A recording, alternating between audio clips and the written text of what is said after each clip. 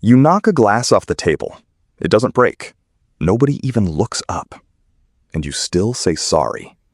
Not because anyone asked you to. Not because it mattered.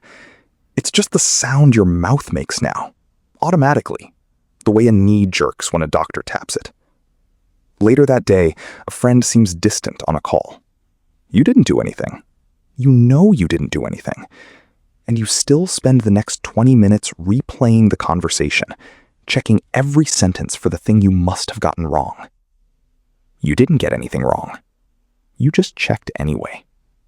Because that's what you do. You check. Constantly. Quietly. About things that were never yours to check. If you're someone who feels guilty for taking up space, for having a good day when someone else is having a bad one, for saying no, for being tired, for existing slightly inconveniently in a room, this one is for you.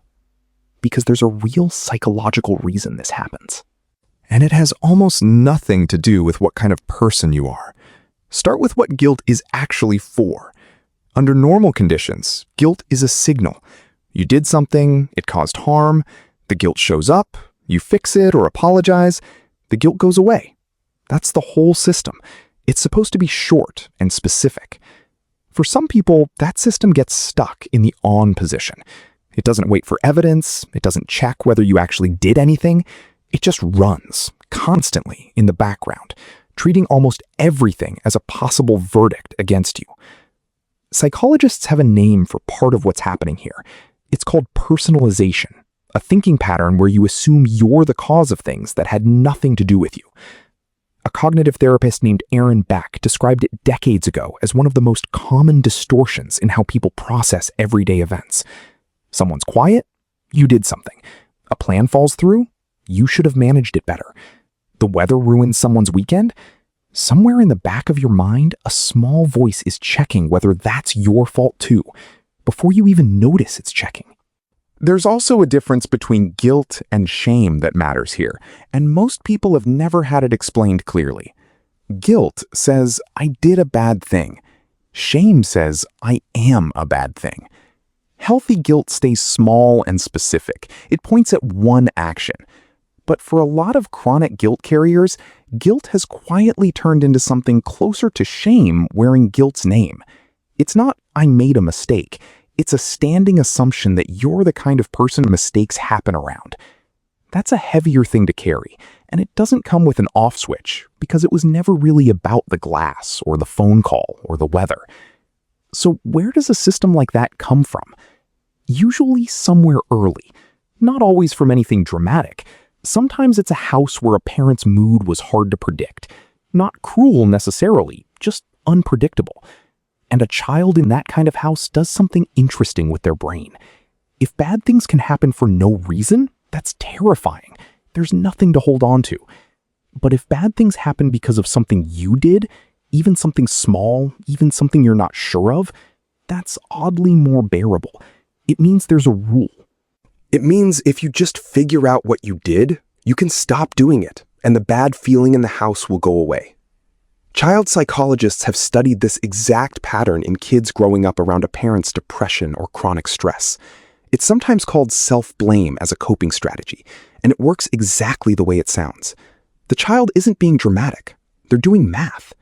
Blaming yourself turns an unpredictable world into a controllable one, at least in theory. The cost is that the habit doesn't know how to stop once the actual danger is gone. It just keeps running the same program on a house, a job, a relationship, a stranger's bad mood, none of which have anything to do with you anymore. This is why you'll apologize for things you didn't cause, why you'll take the blame in an argument just to make the tension stop, even when you know you're not the one who's wrong. Why good things can feel dangerous, a compliment, a bit of luck, a day where everything goes right, because some part of you is waiting for the bill to arrive. If something is going well, the alarm doesn't relax. It gets louder, as if joy itself is something you'll eventually be asked to explain. And there's a cost to all of this that's worth being honest about, because pretending it's only a sweet, harmless habit would be a disservice. People who carry guilt for everything are easy to guilt trip. Not because they're weak, but because their default setting is already leaning toward, yes, it's probably my fault. Someone who wants something from you doesn't have to work very hard if your first instinct is always to check yourself first. Over time, this makes it genuinely difficult to hold a boundary, because holding one requires believing, even briefly, that you might not be the problem. And chronic guilt like this is also linked in research on anxiety and low mood to a much higher rate of both. Not because guilt makes you a worse person to be around, because running an alarm system nonstop for years on almost no real threats is exhausting in a way that eventually shows up everywhere else in your life. Here's the part that actually matters, though. An alarm that goes off constantly isn't proof that your house is on fire all the time. It's proof that the alarm is miscalibrated, too sensitive, set off by steam from a shower, not just smoke from a real fire. That doesn't mean the alarm is broken or bad. It means it was built a long time ago for a house that needed it that sensitive. You don't live in that house anymore. But nobody ever came and reset the sensitivity for you. The sensitivity itself isn't the problem. It's often the same thing that makes you careful, considerate, quick to notice when someone else is struggling. That part is genuinely good. What isn't good is the automatic guilty verdict that gets attached to it before any actual evidence comes in.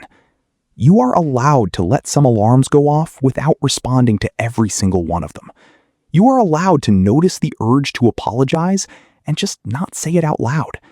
You are allowed to have a good day without an invoice showing up later. Not everything that goes wrong near you happened because of you. Most of it never did. You were never as guilty as you felt. You were just carrying an alarm that never learned the danger had already passed. If this sounded familiar, I'd love it if you stuck around. Subscribe if you want more of these.